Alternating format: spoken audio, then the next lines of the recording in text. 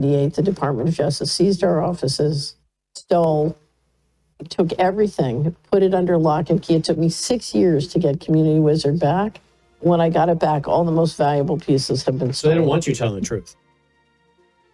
So here's the problem. Financial crisis. Remember the financial crisis? Okay. Levy Institute at the end of the financial crisis said 29 trillion of bailouts. The TARP Inspector General said 23.7 trillion of bailouts. So let's just say it's about $25 trillion of bailouts, okay? At the time of the financial crisis, $8 trillion would have paid off all the single-family mortgages in the country. Okay? So I think the reason, this is my guess after many, many years of dealing with this, my guess is that the reason they stole it was it was going to crash the mortgage markets because it was going to show that there were a lot more mortgages in America than there were houses. Hold right there, guys. Audience, once you log into the vault, there'll be a message at the top of the page to watch the rest of this interview. So go to worldyoutube.com/vault, log in, and watch.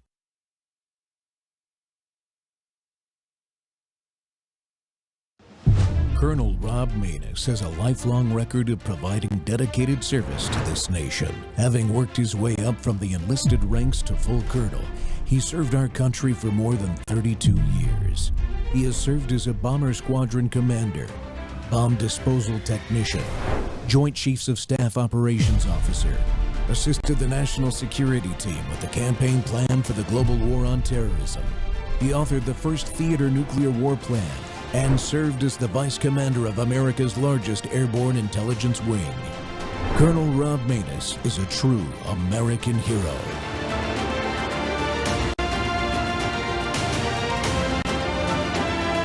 This is Rob Maness Live. Jamie spent years in the school business, coaching, principaling, and other things. So I always like to get Jamie's opinion on things. We're going to dabble our way to school choice at some point this morning and get an educator's opinion or a former educator's opinion on school choice. Who knows better, a 20-plus year veteran of the school business or a bunch of conservative think tankers who have kids in private schools that just want those schools paid for? We'll talk to the educator on the former educator on that, not the people who have a financial vested interest in school choice passing so they can get their kids' education paid for, their kids' private school education paid for, or a bunch of these think tankers who are invested into, what are those other schools called? Charter. Thank you. I can never remember that word because I use it in no other sense. I would never use the word charter for any other reason except to say charter schools. That word nowhere in my vocabulary for any other reason. Charter some whiskey. Yes, well, old charter. Yes. Yes. And apparently that's what they call NASCAR teams now. They're charters. So yes, these people who are vested in charter schools, again, that will financially benefit from school choice. Just ask the donors of people like Jason White. You know, his biggest donors. They're heavily vested into school choice passing in Mississippi because they want to make a lot of money on charter schools, which I don't have a problem with. I don't have a problem with them making money on charter schools. Just let go of this public to public transfer idea. Just be honest about why you're doing it. It ain't about the damn kids. It ain't about the kids. If y'all were about the kids, you'd fix JPS. Not continue to gut it and say, let's just let the kids from there, let's just let the good kids from there go somewhere else. No. Go fix JPS. If you really care about the kids, if it's about the kids, fix JPS. Fix these other failing districts in the state. Don't just say, screw it. Let's just let the kids go somewhere else. We ain't gonna do that. Not on my watch. Yeah. If you want to start somewhere too, Clay, go to the Mississippi Delta. You know, if you want to talk about school choice and you want to do all these other things, start in the Mississippi Delta. You know, because that's the issues we really need to fix. Those kids that have very little resources. You know, what are those kids' choices going to be when it comes down to school choice? You can't ship them anywhere, or you can't bus them anywhere. It's not going to be feasible. I mean, you're looking at moving, you know, sending a kid on an hour and a half, 2-hour bus ride. Fix it up there, and then you'll convince me that I might consider school choice at some point in time. Welcome back to Truth Thursday, folks. The Rob Maness Show is live on Worldview Tube and our X Spaces simulcast. Education freedom should mean making the best school choice policies for who? You just heard it, the kids. Here in Mississippi, education freedom or school choice is a high priority for our state House of Representatives Speaker this coming year. His name is Jason White. You just heard his name in that opening clip. And for a lot of conservatives like me who've been advocating for it, it's been a high priority for me for many, many years now. The idea is to take our successes that we've achieved in recent years in testing and those kinds of things, which we've had some successes, but make things even better by making sure the kids aren't trapped in failing schools, or the kids have the resources to do the things they need to do. Like in my case, when I homeschooled my autistic son in junior high and high school, I was just left with no more capability in the public school system, and I had to do something to help it. The challenges are really complex, and there's a lot of work to do, and it's got to be done to do the right thing on these policies, because the focus has to be on the kids. And different areas of the state are likely going to need different solutions that fit the circumstances of those families and communities. You just heard a little snippet there. We have to ensure that we don't place one-size-fits-all policies across the entire state, and that there's a proper oversight over things like the use of public dollars when it comes to charter and private schools. That's a concern I've had the whole time that I've been involved in this policy development debate over education freedom or school choice. We'll find the best answers by encouraging public debate and talking things out. And that's why I've invited today's guest on the show to discuss the issue. He and I are most often on the same side of public policy issues, but I've discovered, because he reached out to me, that there are some conservatives, including him, that are opposed to school choice as it is developing in our state. So it's important that folks like he and I, we get together and we publicize our views so that this policy effort, as it's really starting to get rolling, addresses those concerns, and we make sure that the right choices are being made for the kids. So my guest today is well-known radio talk show host Clay Edwards in Jackson, Mississippi. He hosts the Clay Edwards Show on 103.9 WYAB in Jackson, Mississippi, the capital of our state. He's also known, and this is going to be a good show, as Mississippi's most incendiary talk radio show and podcast. Clay, welcome back to the Rob Maness Show, sir. It's been too long. Colonel, thank you, brother. I've really been looking forward to this. I went and bought a dry erase calendar just to hang it here in my studio so I could write this date on it. That is a true story, but it's hanging right over here to over my right shoulder here. I was like, I did not want to mess this up, didn't want to forget it. I've gotten forever, I've just put it in my brain and I didn't forget stuff. But here lately, I've been forgetting stuff, and I was like, man, I do not want to miss this.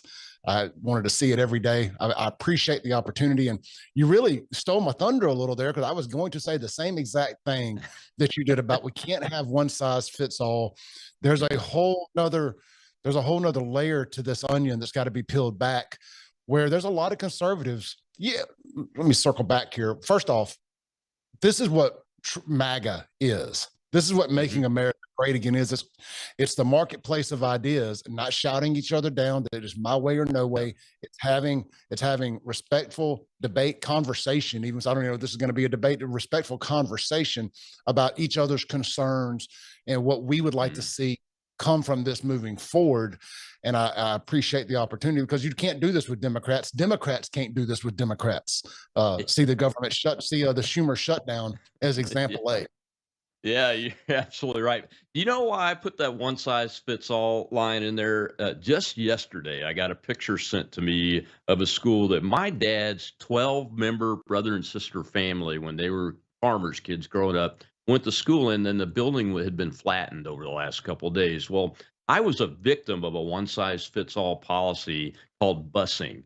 And so were all the other kids that were in that school. And in my 11th grade year, I was going to graduate with my class of 12 the following year from that school. It's called Beach Bluff High School in Madison County, Tennessee. They started busing, and that program is a disaster even today. They still do it, and it's a continued disaster. So before we jump onto a policy like that and condemn kids and families to have to live with it for several generations, we better be damn sure we're as close to being right as we can be, shouldn't we? Yeah, absolutely. And I want to start this by saying I like Speaker of House Jason White. Speaker of the House, Jason White. I have a lot of respect for Jason. He's always been respectful to me. He's given me shout outs here and there. We're just on another side on this one. And I've sunk my teeth into this, and I've made it my hill to die on, so to say. I'm not against choice. I'm against public to public transfer. I agree with 66%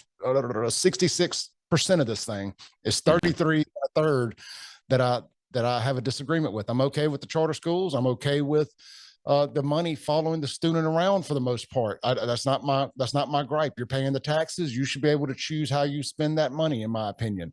What I would like to see is a guy who does not have a child in school anymore is I would like to see a tax credit if I'm not using the schools personally. I know that's never going to happen, but let me throw that Hail Mary out there and just float that idea. But it's the public to public. And you've heard the Democrats often speak of the Michigan problem. It's the Muslims that have taken over towns like Dearborn, so they can't have a Jewish. That's why they didn't have Shapiro as the vice president on that ticket with Kamala, stuff like that. Well, here in Jackson, in Mississippi, we have the Jackson problem. And people in the Tri-County area, and I'm just going to jump straight to this, and we can go back to wherever you want. Go right in. That's where I was going to go anyway. I want people to understand my perspective here, because the reel that you showed there is pretty intense, but it was part of a greater conversation, and I forgot about that, so I appreciate you showing that. We have the Jackson problem here, and there's no way by the modern definition of racism. I understand that this is going to come across and it's going to sound racist. And I don't intend for it to. I want to put that out there, but there's no other way to say it. The new phrase that I've been using a lot is culture rot. And there's a cultural rot in Jackson, Mississippi, and other third world Democrat hellholes like it.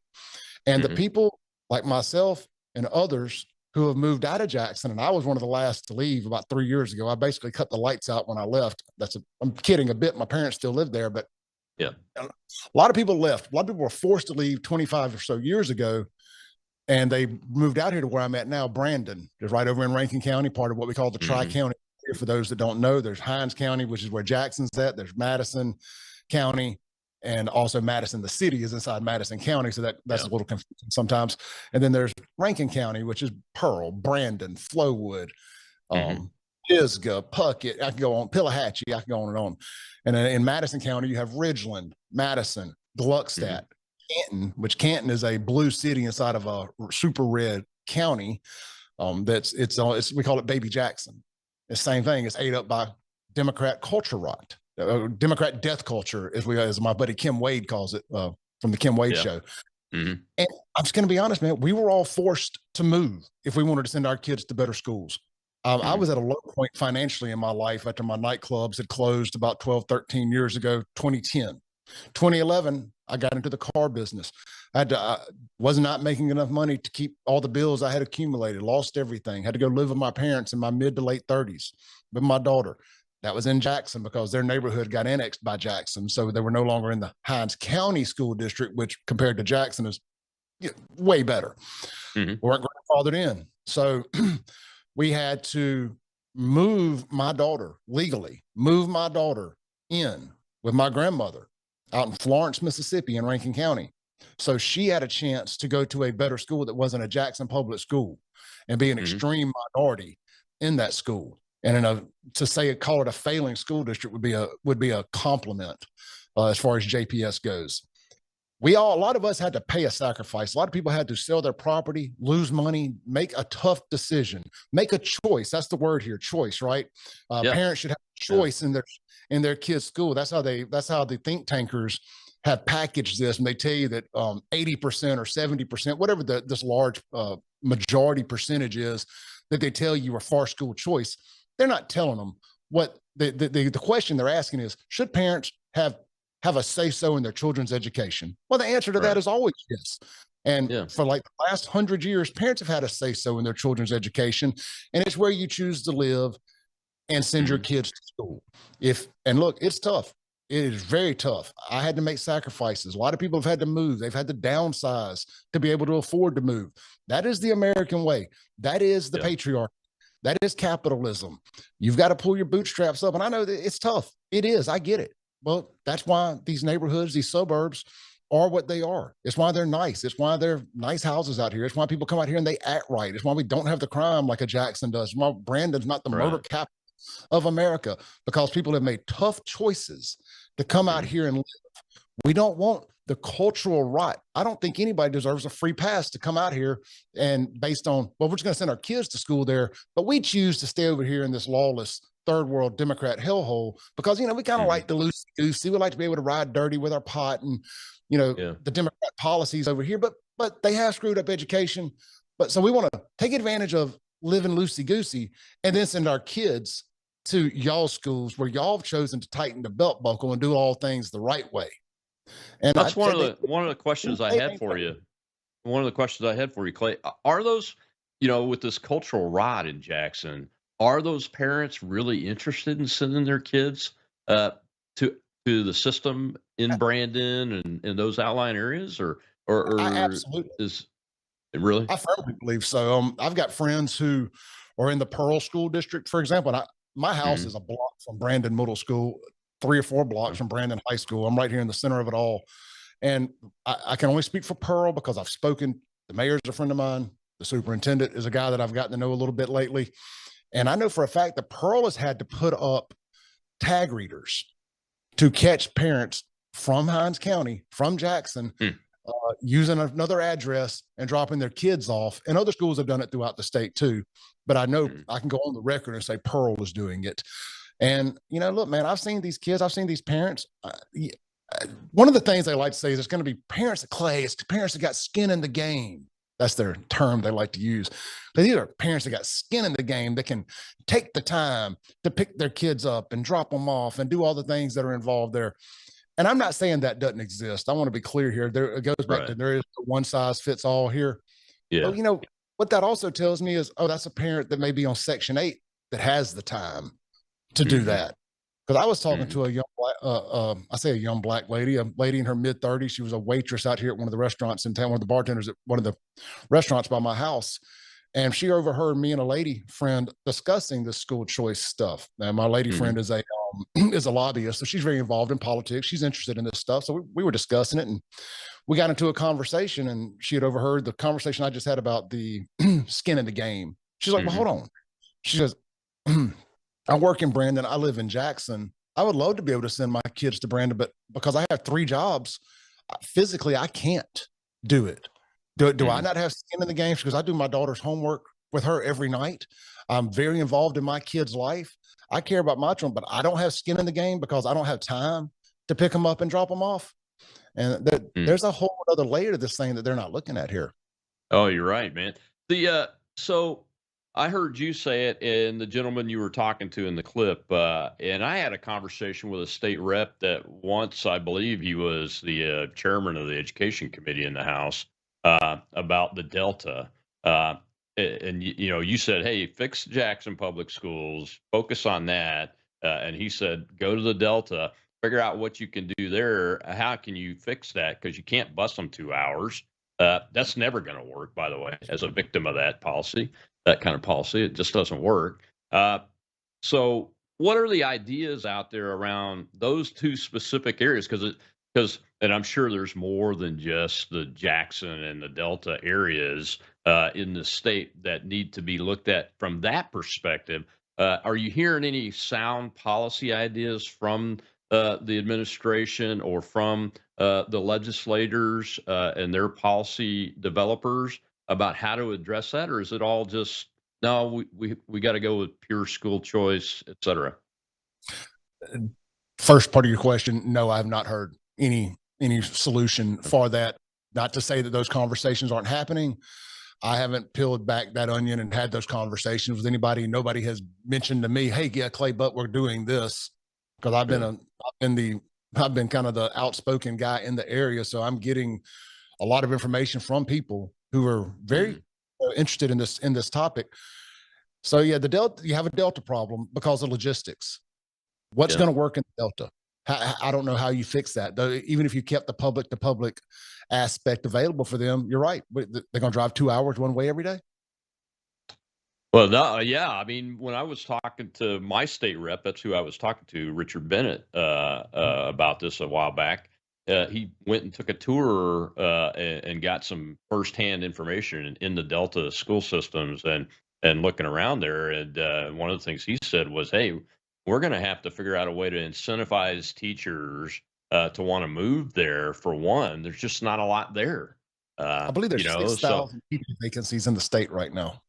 yeah, I think that's the number Jamie had. That Jamie Creel is who I was speaking to there. He's an insurance rep now, insurance agent now, but he's retired. He's in the education system long enough to retire from it.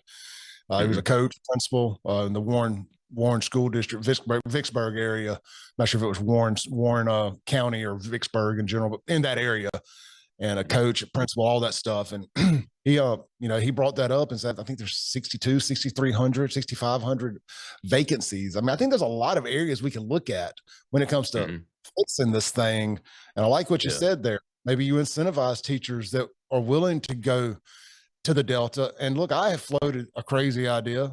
I was like, before we do this school choice and we do this blanket policy and we spend all this money, what if you offered people that live in the Delta who aren't working, people who don't have a job, their own government assistance? What if we offered a relocation program it ain't that many people. How much could that really cost? You offer a relocation program, some government subsidized housing, and get them into a district without flipping the system on its head.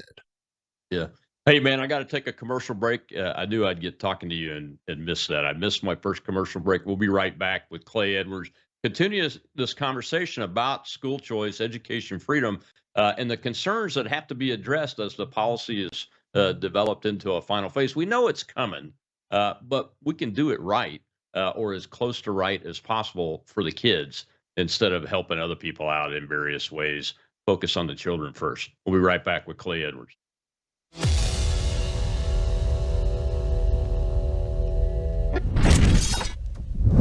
You woke up with a sore throat and a low-grade fever. You know you are getting sick, so here's your choices. You can get sicker and miss work.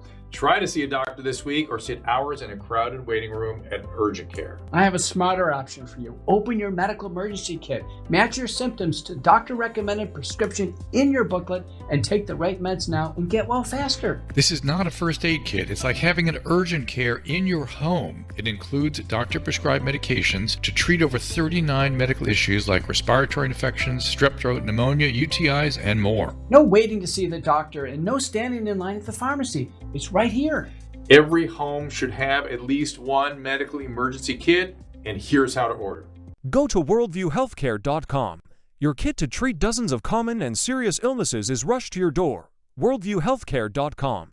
That's worldviewhealthcare.com. The emergency kit available at worldviewhealthcare.com. Make sure you don't have to go to urgent care. I got pneumonia. I didn't have to go. I took this last year. Stayed at home, went to bed.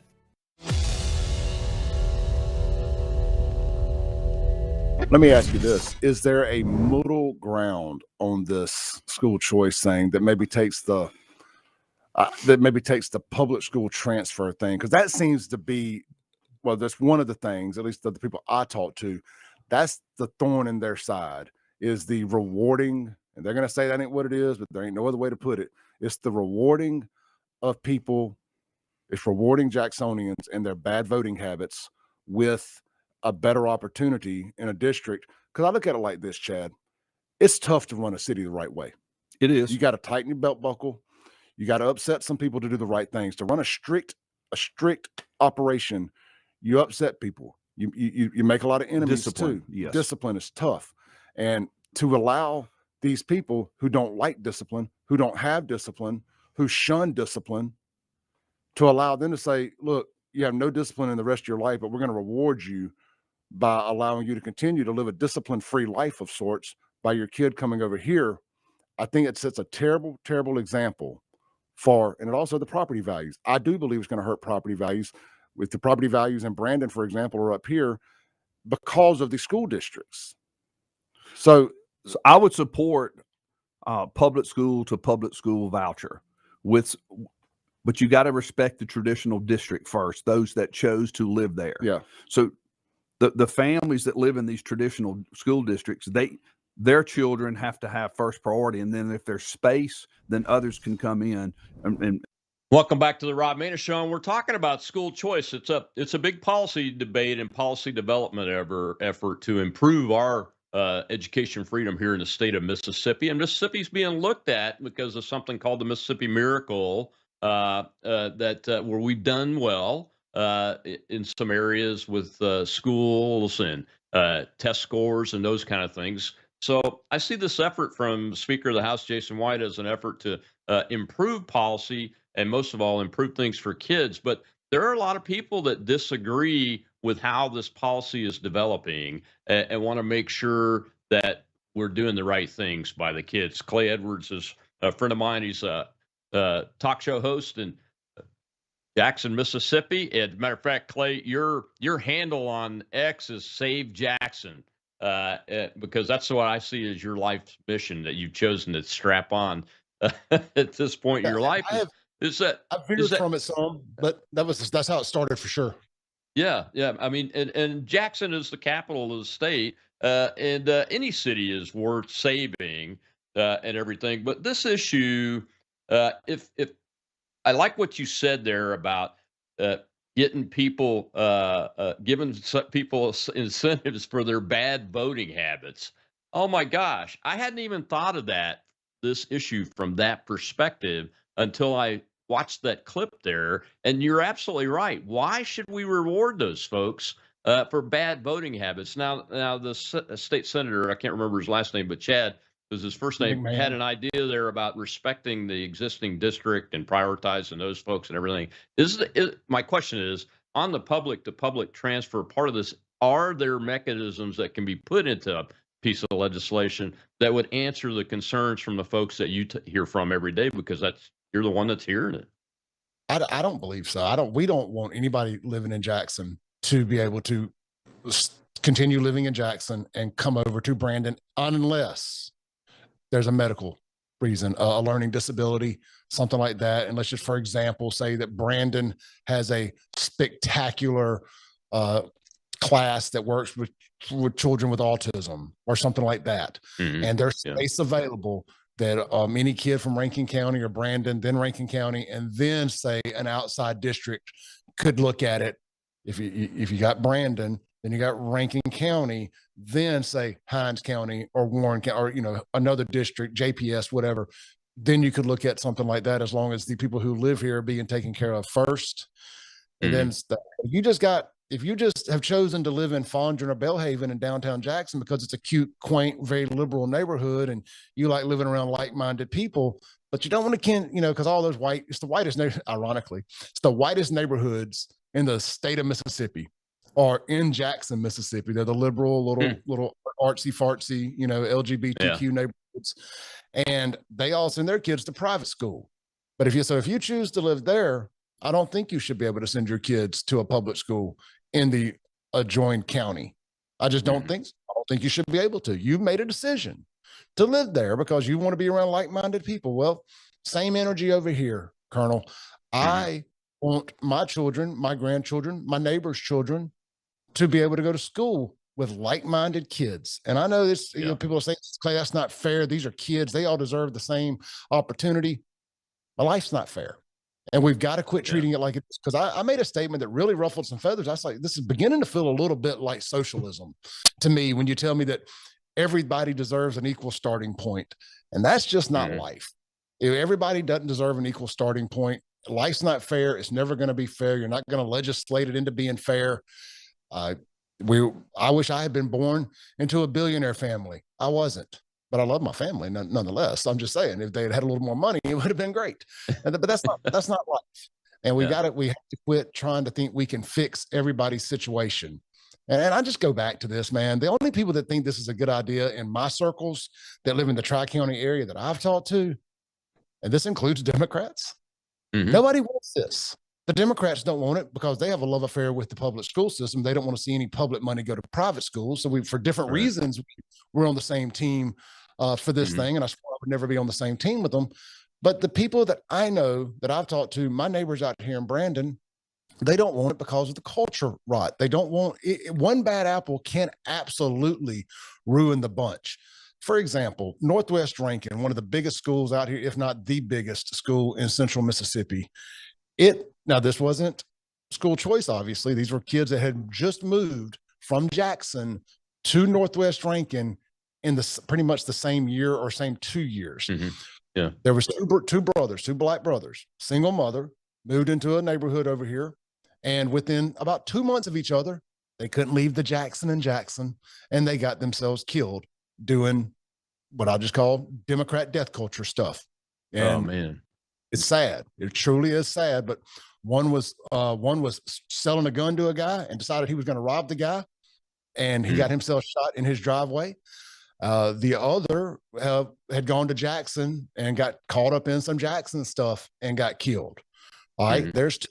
Then the third guy, a different brother, not related, but another young black kid that came over from Jackson, moved in with his mother out in the county, in Rankin County, and was going to Northwest Rankin. He gets pulled over with a group of guys. Colonel, he decided his natural reaction to getting pulled over was get out and run, pull a gun, and shoot a cop. Now, thank God, the cop had on a bulletproof vest. This happened on Lakeland Drive, right in front of the Applebee's there, as soon as you cross over the river. He pulls out a gun first and shoots the cop.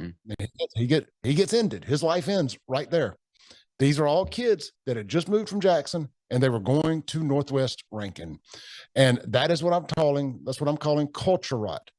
I'm telling you, as a young kid that grew up in the 90s in Jackson, I wanted to hang out with the bad guys, the tough guys, the black guys, the white guys, whatever, man. I wanted to hang out with the roughest of the rough because I wanted to prove that I could be that too. I could be the tough guy, pissing contest, lack of a better term. And can I put this on paper? Can I validate this? I can't tell you that this is going to happen, but I know young men. I was a young man at one time. And at the end of the day, I still think, when you got some testosterone pumping through your veins, you still want to every now and then, hey, hold my beer, so to say. Sure. I'm scared I'm scared that there's you ever heard the term, I want to show you how hard I am, how tough I am, not the phrase tough. I want to show you how hard I am. I'm scared that we're going to get into a inferiority complex from the guys out here in the suburbs who already think that people from Jackson and these other places don't think they're hard. They think they're soft around the edges. Well, I'll show you I'm hard. And you get into a pissing contest because the guy from Jackson comes over. And again, can I quantify it? It's hard to, but I just made you 3 examples there in the same calendar year. All kids that had just came over from Jackson that I 100% believe would have been school choice candidates if they hadn't found their way moved over here. And I just think that's the better example of what we're going to get out of this than the kid, the stellar rock star education kid that's coming over and for a better education from Brandon. So then what are you going to do? Let me ask this. You got a kid over there with a 4.0 all A's, however they average it out, however they look at what's considered a great student. So we're just going to pick and pillage all the good students from another district. I don't, what is the standard to be able to say who can come over? Yeah, that's one of the questions I have. This kid's already got a 4.0. Well, does he really need to come over here? He's obviously doing well in the environment he's in. Then you say, okay, well, this kid is failing at everything. They clearly need to do something right. Well, hold on. We're going to reward failure. Are we going to, it's a tough situation. We got to take another break. We got to take another break. When we come back, we'll continue this conversation because I have some questions for you about those issues with the kids that sadly got themselves killed. We'll be right back with Clay Edwards from Jackson, Mississippi.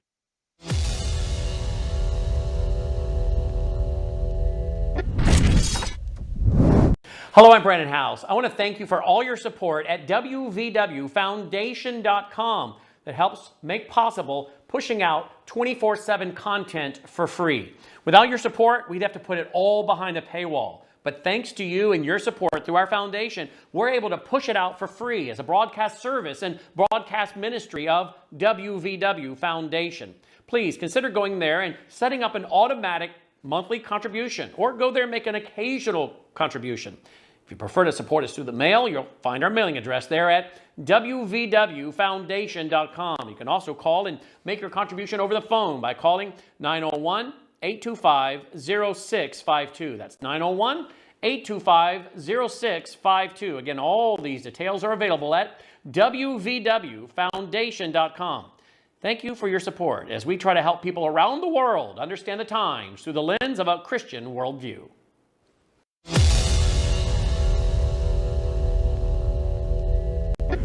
you're holding about charter schools, and charter schools are public schools by legally they're public schools, so there are. I assume there's some accountability for those. There's an oversight board, but for a private school, there is. I mean, you say the parent is accountability, but you don't hold anybody else to those standards. You think I'm going to make sure they're spending public money correctly. You're not saying that should be done with private schools that get public money. They shouldn't have to be held to the same standard. Yeah, no, that standard is applied in multiple places across our government. So, for example, you can use the GI Bill, or you can use a Pell Grant to go to any number of universities. What's the accountability for the universities that are receiving Pell Grant dollars? To say that's a fair point, but Yes, it is. but with but to put one. But why shouldn't you at least, if you have the opportunity to... Tell you what, I'm going to let you think about it. I think there was another one back there. Just simmer on it, think on it, and then you can... Welcome back to the Rob Maness Show. That was Mississippi State Auditor Shad White, who may be running for governor. I'm not sure yet on that one, but taking down a lefty reporter talking about keeping track, oversight on public money for private schools as opposed to public schools.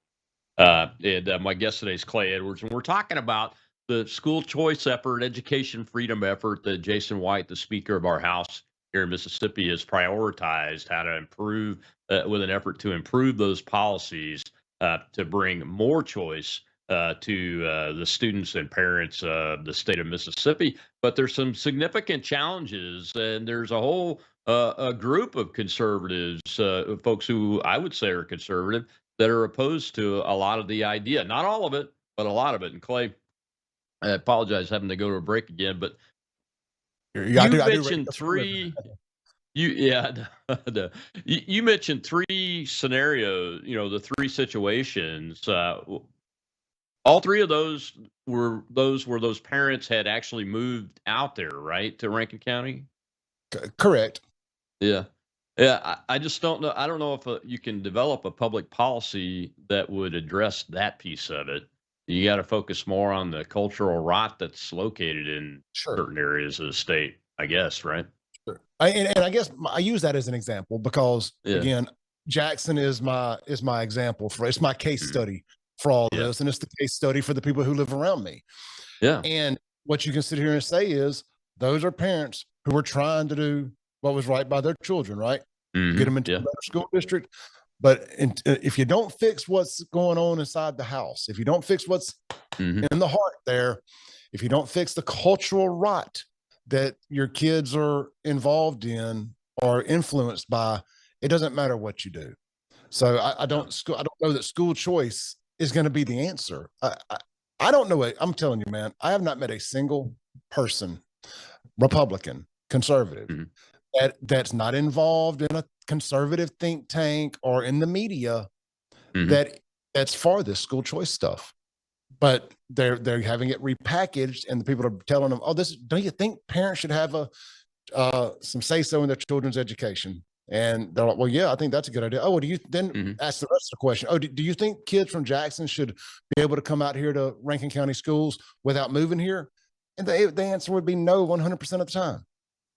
I mean, how do you? One of the questions that I have about that is how do you control it? And the senator that you were interviewing in that, at the beginning of that last segment, Chad McNair, he mentioned some kind of maybe quota limits and those kind of things, because you can't overfill classrooms, number one, and then a prioritization scheme. But I don't know. I mean, if how do you address that in the law?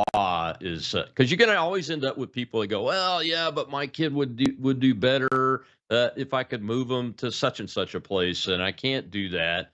But there is some school choice in Jackson. You mentioned the liberal white neighborhoods. They're choosing to go to private school, and I wanted to get your take on it, on the oversight of the public funding, allowing public funding to follow the child. Under that scheme, are folks okay with that? Everybody I've talked to doesn't have a problem with that on the conservative side. I do think that I'm okay. I speak for myself and the people I've spoken to. They are okay with that. That is your money. Where, as far as we're all concerned, we're okay with that. If that's what you want to do. Some people do have a little trepidation on it, and my understanding is the private schools aren't exactly lining up to do this either, because they don't want to take the government oversight, the federal oversight that's going to come with taking federal money. Does that mean no prayer in school? But sure, we're living high on the hog right now. The next couple of years with Trump in office, with the Board of Education, on its wit's end. I've lived enough life at 48 years old, and I know you're older than I am, to know that this does end. The Democrats do win again. Yeah. I mean, so what does that mean for federal money then? On the Democrat side, you talk to a lot of Democrats too, and they do have a love affair with public schools. Look, I come from one side of my family is many public school teachers, so I'm not about dismantling the public school as an entity, an idea for sure. But you would think that on the Democrat side, let me ask you what they're thinking that when you talk to them, because if I'm a Democrat and I'm living in Jackson, Mississippi, and I got a teenager and he's a good kid, but he just needs to have a better school environment, why would I be opposed to being able to get the tax dollars and go to a charter or a private school? Well, so I think if your boots on ground, everyday Democrats, your black Democrats in Jackson, for example, I think boots on ground, if you sat down and told them, had a conversation with them and really explained what school choice was, they would be world levels of stupidity stupid if they said they were against it. I mean, I could absolutely, I see why, look, I get why, if you live in Jackson, why you would absolutely be for school choice. You would be an idiot not to be for it. That'd be like me being an idiot if somebody gave me a winning lottery ticket, like one of these right here, and said, Clay, it's yours. It's a winner, guaranteed. And I said, no, I don't want it. I mean, school choice is automatically going to help Jackson property values. It could actually help bring a middle class to Jackson if middle class people could live there and send their kids to school wherever they wanted to. I could see how it would benefit. But then what about the people that live over here that had to make that tough sacrifice, had to tighten up that belt buckle to move over here and do all things the right way, that don't want the culture right that's going to come inevitably from Jackson? I mean, look, people have been figuring out a way to send their kids to school wherever they want to for a long time. I just think I don't think that should be state funded. I think people should continue to have to figure out a way to send their kids to school where they want them to go. I mean, there's a lot of things that I have to figure out how to do that I don't necessarily like. I have to figure out how to pay my bills every month as a self-employed radio host. Oh, I had to figure out how to pay for homeschooling my youngest son. I mean, I had to pull him out of the system. It just wasn't capable of giving him an environment he could learn in. So I homeschooled him, but I could afford to do it. A lot of people in Jackson, what I would recommend is staying with your child's father and being a two-income household. That would be a great start. That was one of the questions I wanted to ask you. You've been looking at Jackson for a long time. You're from there. Your parents still live there.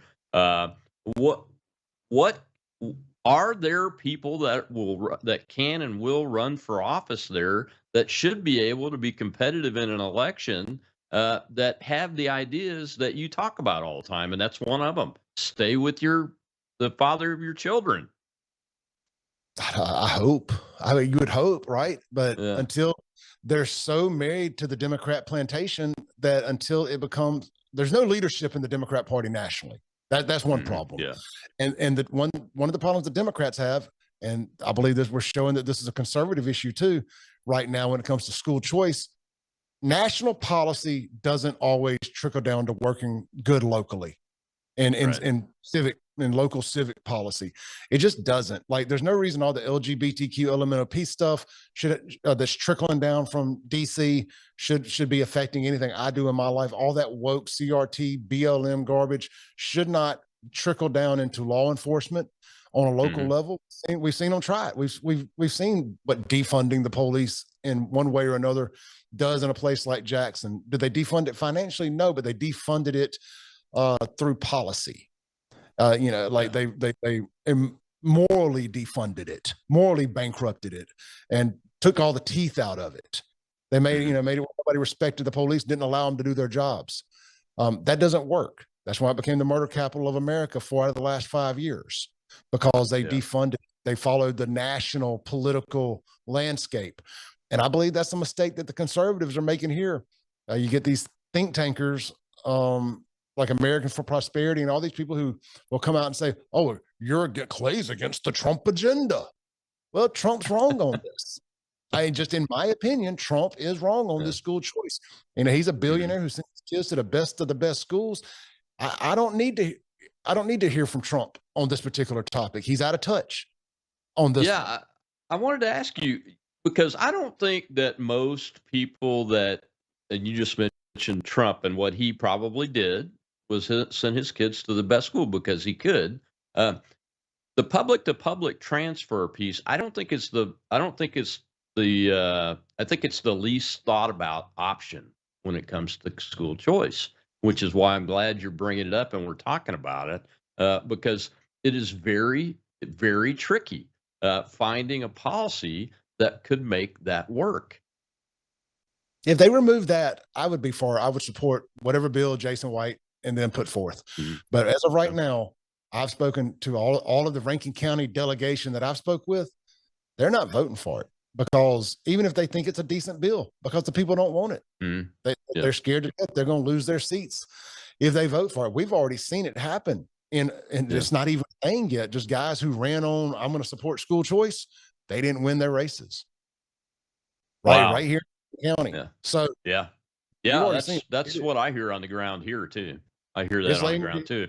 If you go that route, whole hog, then you're not going to win.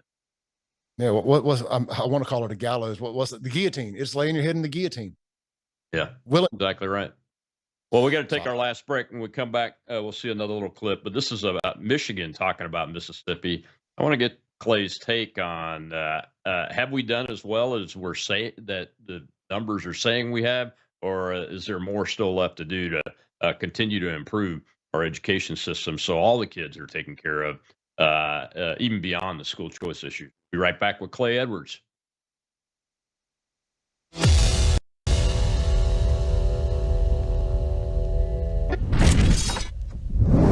News is moving faster than ever, and so are we. Worldview Tube brings you 24/7 live stream coverage and now real-time alerts when it matters most. Once you have the Worldview Tube app installed, exit the app and navigate your way to Settings. In Settings, locate the tab labeled Notifications. Select the Notifications tab. Scroll down until you locate the Worldview Tube app icon. Select the tab, and here you can turn on and customize your notification experience for the Worldview Tube app. News doesn't wait, and neither should you. Turn on push notifications to stay informed. Every headline as it happens.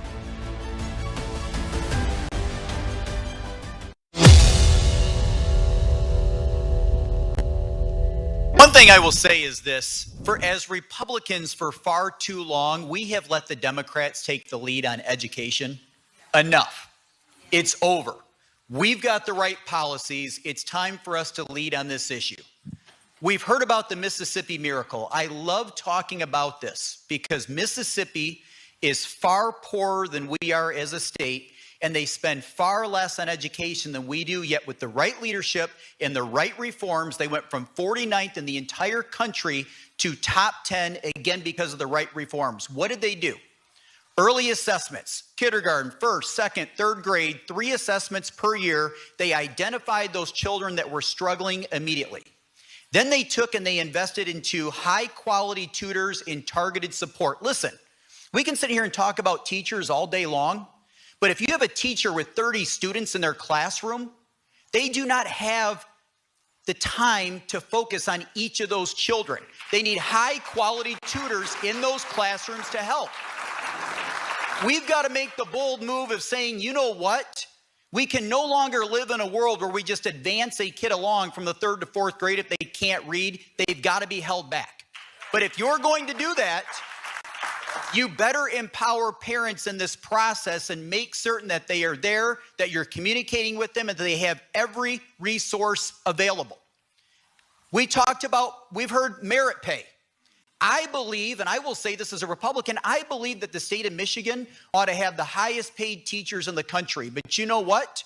It should be based on merit. They should not receive one plumb cent of a raise just because they're there for another year and they're getting a step increase. Let's pay the great ones and let's get rid of the bad ones. Expand school choice. And you know what? That means doing everything that we can as Republicans to protect homeschooling in the state of Michigan. All right, thanks, Tom. As a former prosecutor, I'll stop with this. As a former prosecutor, I can tell you this. If a child cannot read, if they drop out of school and they cannot read, you've essentially created a pipeline to a welfare check or a prison cell. We've got to acknowledge that. We've got to take the lead on education. We can do it. Okay.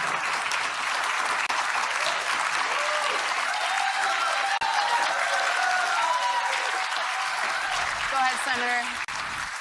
Welcome back to the Rob Maness Show. It's Truth Thursday, and this is going to go down as one of the best Truth Thursday shows we've done. My guest today is Clay Edwards, a talk show host from Jackson, Mississippi, a native of Jackson, Mississippi. And the discussion is about what do we do to make our best policy from a school choice and education freedom perspective and take care of the kids versus shovel money to places and organizations that that's going to be the outcome instead of the kids being taken care of. And Clay, I like that clip there because it's a guy from Michigan talking about the state that I chose to live in 3 years ago. And I come from a state where I ran for office, and I was always able to point over to next door to Mississippi and say, yeah, but they're number 50 in public education.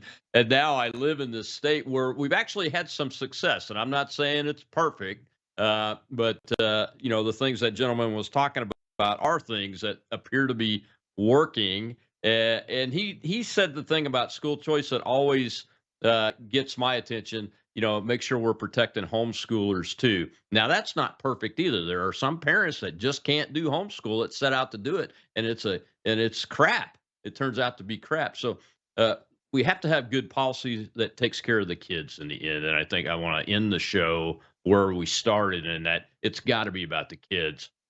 Can we improve this and get it done? Or do you think the public's going to be a showstopper? It's going to be a showstopper. But there's no limitations that I've currently seen other than they just kind of go back to if there's space, they'll do it. And they're opening themselves up to lawsuits like we've never seen. And they keep saying there's not going to be a transportation aspect to this. And I'm on the other side of the fence on this. I think if you do it, you have to have a transportation aspect to it. Yeah, I really do. If you're going to do it, it's unfair not to. And I'll go back to the mother that I met that has 3 jobs, who they say wouldn't have skin in the game because she can't take the time to take her kid to and from, where I think that she absolutely has skin in the game. The fact that she has to work 3 jobs to keep a roof on over her children's heads, food on their table. I'm assuming she's not on any type of government assistance. If she's juggling 3 jobs, she probably makes too much to be on government assistance of any substantial value other than maybe some EBT for food. So that mother, we're going to punish her.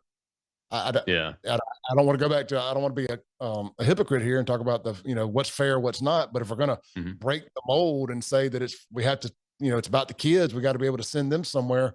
I think you almost have to have a transportation, maybe educational Uber vouchers of some sort. I don't think it has to be the most expensive thing. I think there are ways. I think the Uber aspect is actually, create some kind of ride share program that works. It doesn't have to be buses. I think, a $15 Uber ride. If we're only talking about 5 kids here and there, it can't be that expensive, in my opinion. That's actually a good idea. I agree with you. There has to be a transportation aspect. One of the big concerns that I hear down here when I'm talking to folks is the public schools down here are really good.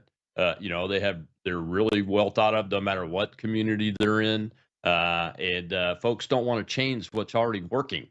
So you have that challenge, and that gets to the public transfer issue of it. That most people don't have a concern about charter schools or private schools or homeschooling.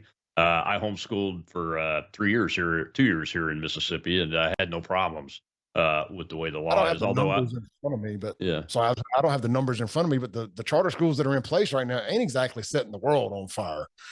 I've never been impressed with the charter schools.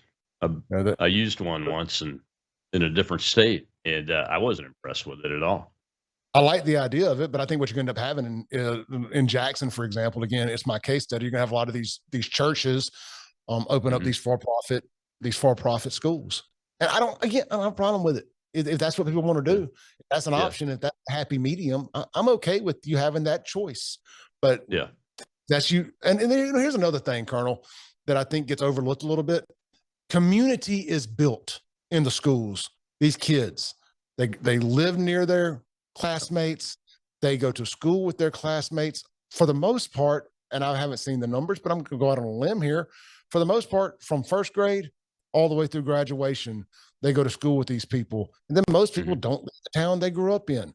That community is built in these schools. It's the foundation of these communities and being like-minded. And I'm not saying that means you vote the same way on everything or you agree on everything, but you're like-minded in the sense that you agree to act right and, have your skin in the game and act right and be okay with broken window policing and tightening the belt buckle and making tough decisions when you need to.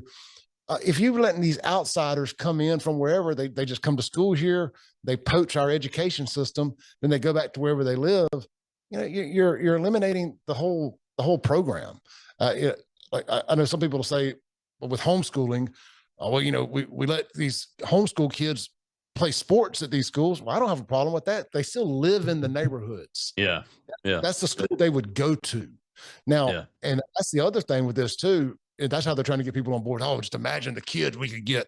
There's going to be a sports aspect to this that gets abused, and it's going to be like the NIL and the transfer portal for high school. Oh man, they got this really good quarterback, this black kid in Jackson. He just wasn't going to Provine. We can get him out here to Brandon or Northwest or wherever. Man, he can light it up, state championships. That ain't fair. So we're just gonna let because he's good at football. Now he gets a free pass, and I'm a sports guy. But I don't like that. Oh, that's coming. Look, we live where we live in the SEC. So that's going to happen. We're so competitive in sports at every age here that you're going to have some parents and some administrators that's what they do is try to wiggle around and get that. Can I say this real quick? I got a question from my live audience. Go ahead, real quick. I just want to say this real quick. If you allow a kid to come in on the school choice, the public to public, that doesn't move, that doesn't transfer from moving, they're just going to still live in their current district and then go to a different one, they should have to sit out a year before they play sports. I think that will fix that problem. Yeah, it sure will. Well, let's take one question from our live audience real quick before we get to the end of the show. Go ahead. Shell's our host. We have Rigo, sir. My question is, have you examined the positive effects that the transfer school of choice portal is actually having in California? My son, as an example, is actually at a way better school than the district school that he was supposed to go to, and he used the school of choice inter-district transfer to get there.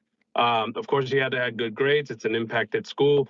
And, he's doing great. He's in a better high school. And have you examined that? Because it's actually positive here for a lot of kids to do well. Thank you. So it's a formal process, though, right? Yes, it's a process. You got to fill out the paperwork and show them, hey, he has good grades. And my other. Well, thanks for that question, Clay. That's an interesting. I mean, that's kind of where I was going. Was is there a way to make it to where it's feasible, I guess, the public to public piece, so it can stay in there and not bring the whole house down? Well, he asked if I'd seen the number. Look, I understand that it would be beneficial. That would be the point of the whole thing, right? Is you take a kid and you put them in a better school, and well, lo and behold, they do better. I get it. I do. But my argument is that what about the kids that are already here? What about the community? What about the potential culture rot that comes into it? What are going to be the qualifying? Who gets to do it? Who decides that you get 100 kids that'll apply, but there's only 3 seats at this one school? What are the determining factors that we let those go? Is race a factor? That's a big concern of mine. We've been bending over backwards and giving minorities everything just because they're minorities. And what about white kids over there? Do they have the same equal shot as the black kid if all other things are equal? I think take race off the table. That shouldn't even be a box on the application, in my opinion. We need to go back to a purely merit-based system in all things, and not just public schooling. Well, man, thank you so much. We don't have enough time on a 1-hour show, but I'm going to plan on bringing you back as we see this process play out and we learn more about what's actually going to happen in the legislature, so we can talk about it and get these views aired out, man. I appreciate you coming on. Yeah, thank you, man. I'm about to go do a filling in for a guy on radio here in Jackson today. I've been out a couple of days filming a movie myself, so I'm looking forward to get back on the radio and have some fun. Colonel, to your audience, thank you all so much, and give me a follow at SaveJXN across all social platforms. Thank you, my friend. Thank you very much. Hopefully I'll get to be on your radio show again soon. Clay Edwards, Jackson, Mississippi. Go check him out. Give him a follow. I'll see you Monday. Small War Monday.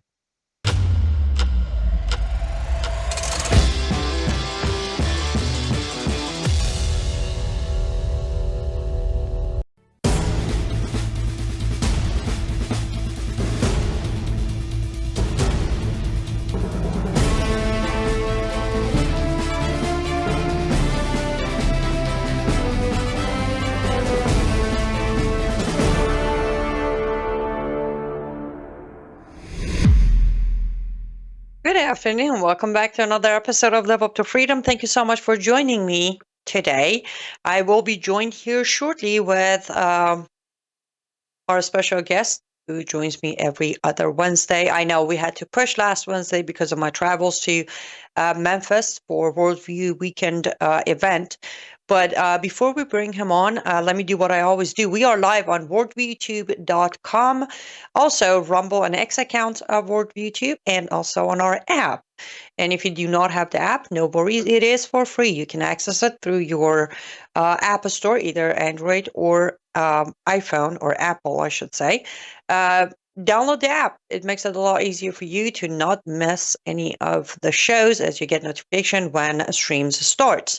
Also, we are live on X America News on X. Also on my channels on Rumble, 2 YouTube channels, Facebook, and Substack. I think that covers it. If I missed a platform, remind me. This is a live programming, so if you like to join the discussion, I will have an eye on the comment sections of all platforms. Bring in your questions, comments, agreement, disagreement. Just keep it clean. You don't even have to be nice. Just keep it clean. Otherwise, I will skip your comments. Last thing, of course, I encourage you to subscribe to my Substack, liveuptofreedom.substack.com, liveuptofreedom.substack.com. Monday and Tuesday, 2 very important pieces came out today. I don't think anyone has covered what I am covering today. And then also, rest of the week, I publish daily Substack, Monday through Friday. 1 a week is for paid subscribers, of course, which brings me to asking, become a paid subscriber if you can afford it. It's $8 a month or $80 a year. That dramatically helps me continue writing and doing my show daily and travel and do speaking engagement and all of that. Also, Friday, technically tomorrow night at midnight Eastern Time, our Christmas sales will start. 30% off across my artist studio or artist store until a week after New Year's. So grab your Christmas decorations or Christmas gifts starting tomorrow night, midnight at lutfstudio.com. That is lutfstudio.com. Okay, that's all the call to actions I could think of for now. We'll come back to them later. Let's go ahead and bring on Barry Nussbaum, my dear friend, another freedom fighter and also founder of American Truth Project, a nonprofit organization. It is a nonprofit, so you may want to make a tax-deductible donation. A nonprofit organization working very hard to inform, especially Americans, of all the dangers we're facing, from national security to jihad and Islamization, to why and how we should support Israel. How's it going, Barry? It's great, and it's wonderful to be back with you, Annie. I missed you for a couple of weeks. I'm glad your travels went well, but it's good to be back. Yes, I am. As I was traveling, actually, I was thinking, I'm like, great, the 1 week that we had to postpone our usual Wednesday. It's where, UN is happening and they're grabbing it by the horn and they're giving Palestine the country, and we can't get on air and talk about it, but that's all right. We'll talk about it today. I know we have a lot to discuss, like always, and I know we're going to run out of time, so I'm going to make my comments a little shorter and let you have more time. But I know yesterday on my show, as it was October 7th, I covered where my thoughts are on 2 years since the massacre of October 7th by Hamas and where we're at. So why don't you start there? Tell us where your head is at day after the second year since the massacre and where things are at.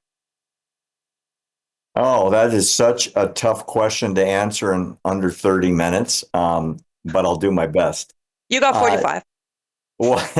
Watching the world reaction yesterday was very disheartening. To put in perspective of what happened to Israel 2 years ago yesterday, when hordes, thousands of Gazans poured across